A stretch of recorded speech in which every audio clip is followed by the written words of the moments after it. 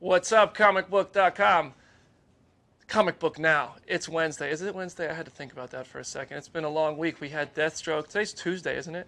Am I making stuff up? See, yesterday was so long with all the Deathstroke news that I thought it was 2 days. Happy Tuesday. We're talking X-Men Legion, the X-Men TV series. We're talking Incredibles 2. Brad Bird is spilling some scoop. We got DC Extended Universe villains coming up, and we got a little bit of Walking Dead goodies to talk about. I like to throw a little Walking Dead in every day because it's my favorite thing right now. So let's jump into Comic Book Now. All right, guys, let's start with this X-Men Legion news, the X-Men TV series. But showrunner Noah Hawley is talking about some stuff that we can expect and not expect. Now, we shouldn't expect comic book stories on this show, apparently. Now, we did learn that this show will be canon to the X-Men universe, not the Marvel Cinematic Universe, squashing all those rumors and maybe hopes that the X-Men and Avengers would cross over, not starting with this TV show. But this TV show, they're saying it's going to tell new stories that readers aren't familiar with because TV shows can do what movies can't. He says that movies are just kind of find the problem, fix the problem, hurry up and get it done. Whereas TV shows can focus on character development and all that kind of stuff and make it more personal. So that's what X-Men Legion is going to do. But I'm sure there will be problems. They will solve those problems. And it might take a whole season. Maybe we'll get one problem every episode with an overarching problem. I don't know. It sounds like Noah Hawley's got it under control, though. Next up, let's talk about Incredibles 2. We've been waiting for the sequel for how many years? I mean, at least 10. Probably, what did it come out in 2004? Brad Bird, the director of The Incredibles, who last did Tomorrowland, was talking about The Incredibles 2, and he says that he's using the same characters, but taking them in a new direction. He wants to repeat himself without repeating himself. You get that? Good. He says he's getting to use, this was in an interview back around the time of Tomorrowland, which was in May of last year, but he said that he's using ideas from the original that he didn't get to use, which has him very excited, and I'm most excited to hear that Michael Giacchino is returning to score this movie. That's also old news. The new news was the new character, same direction bit, but Michael Giacchino, the composer of Lost, and I mean, he's done so many great films like Star Trek and a bunch of stuff. He's returning to score this movie again, which is tons of fun. Next up, let's go back to Deathstroke for a minute. He is said to be the villain of the Batman movie. Now, this is news to all of us. This was a report from The Wrap yesterday after Ben Affleck shared this video. We're going to have to go back and watch this video again because I know you may have seen it. If you haven't, you're welcome in advance. But if you have seen it, I'm sure you're not going to be mad to watch it again. And then we're going to analyze it real quick and talk about it. But check out this video of Deathstroke.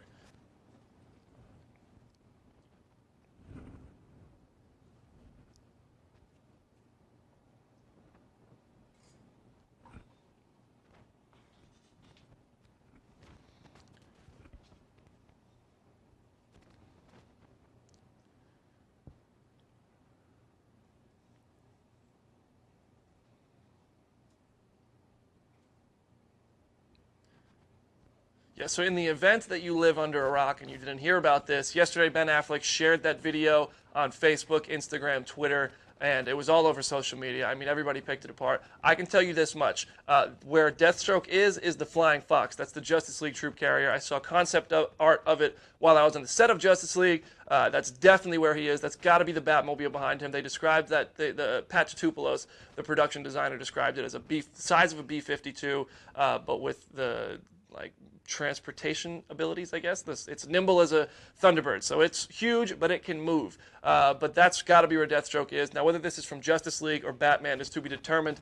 There was no reason to believe that Deathstroke would be in Justice League while on set, but at the same time, there was no reason to believe Superman will be there, and we know he will. They did tell us that. We didn't see any Deathstroke concept art, but Ben did say that he revealed he's directing the Batman movie, which has a targeted release date from Warner Brothers. He says he doesn't have a date because he has a script that he isn't behind yet. He wants to make sure the script is where he wants it to be before he starts production on that. So it's possible that this was filmed for the Batman movie in advance. They did something like that with Suicide Squad. They filmed that Flash cameo on the set of Justice League. He was never on set with Jai Courtney. So yeah, it's possible.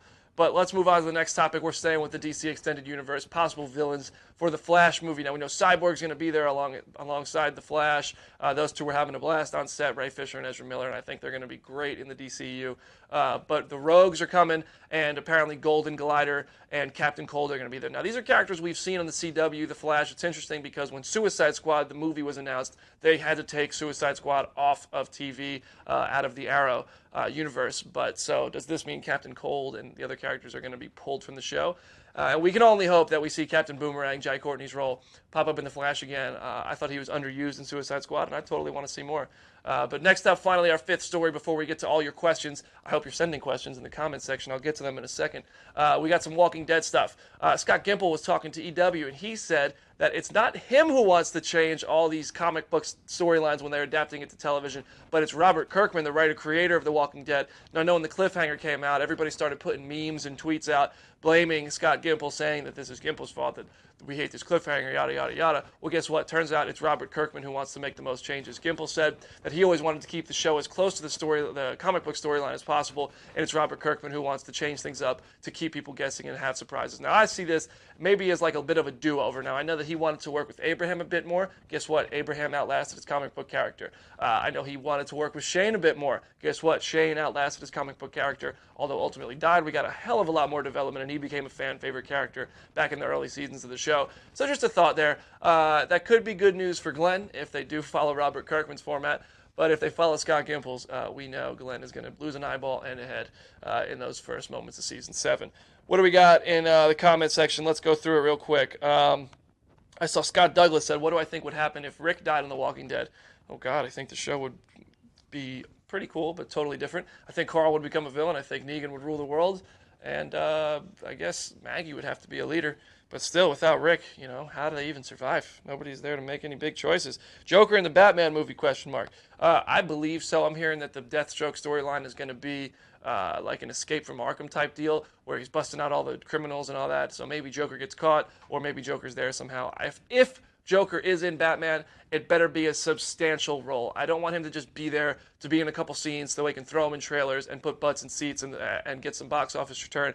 I want to see the Joker actually have an arc, actually do some manipulating of these characters and have a goal or just some sort. I mean, Joker never really has goals. He just wants to toy with people, but at least show that. Let's get a full developed Joker and let Leto really let loose and be a big part, just as big of a part as Batman would be. That's how you have to do the Joker. He has to be just as important as Batman in that movie. Anything about Legends of Tomorrow? I've got nothing right now. Sorry, Pooja. Will there be a Nightwing standalone movie? No word on it yet, but I would imagine we're going to see Nightwing ASAP. They're bringing Deathstroke in. Let's bring Nightwing in. Maybe in the Batman movie. Maybe not.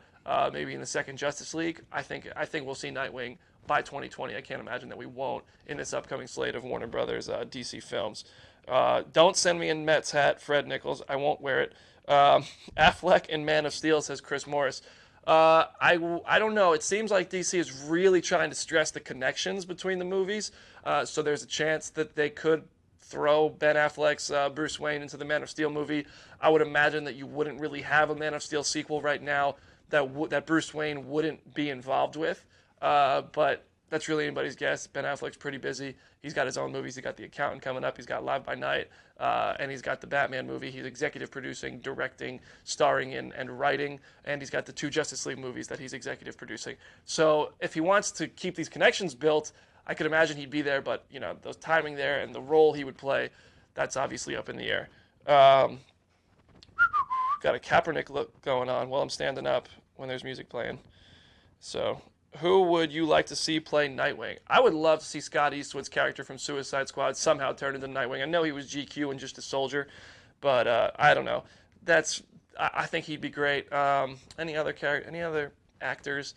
What do we think, guys? Anybody here have cool ass-kicking actors you'd like to see in a DC movie? I think Scott Eastwood's the best choice.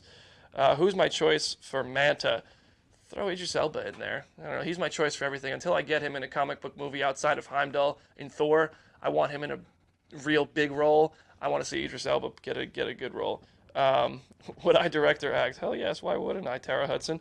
What are your thoughts on the Robin's disappearance in Dawn of Justice? Could Jason Todd have a role? Well, in Suicide Squad, we learned what happened to Robin. It flashed by really quick. You may have missed it, but in the beginning it said that the Joker killed Robin, and Harley Quinn was the accomplice to Joker's murder.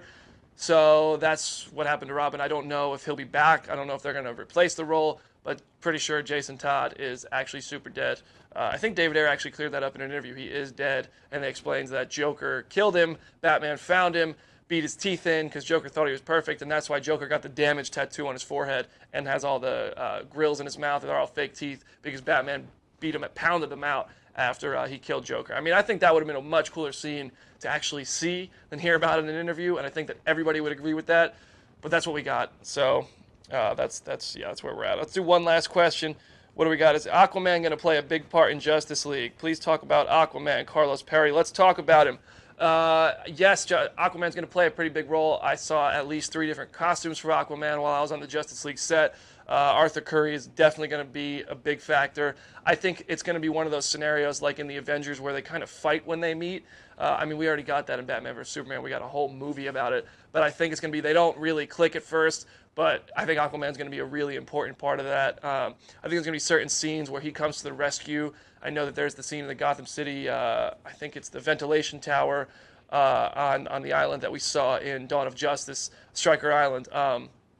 I think maybe Aquaman comes into play there when Batman's, it's the new crawler. It's kind of like a 4-legged Batmobile that just gets through tight spaces and climb up walls. I think that's going to get sunk, and maybe Aquaman comes to the rescue there and helps them fight off all of the parademons there. Just a thought. But Aquaman was in a lot of concept art. He's got a couple different costumes, and we're going to see Atlantis in Justice League. They have a mother box. We're going to meet the Atlantean Kings. We're going to probably see some flashbacks. But yeah, we're definitely going to see a lot of Aquaman in Justice League. All right, guys. That's all we got time for today. Thanks so much. If you have more questions, if you want to talk more, hit me up on Twitter, @BrendanDavisBD. Make sure you're following ComicBook.com and all our social media channels at ComicBook Now. And share us with all your friends so we can do this more and more often. Thanks for watching, guys. See you later.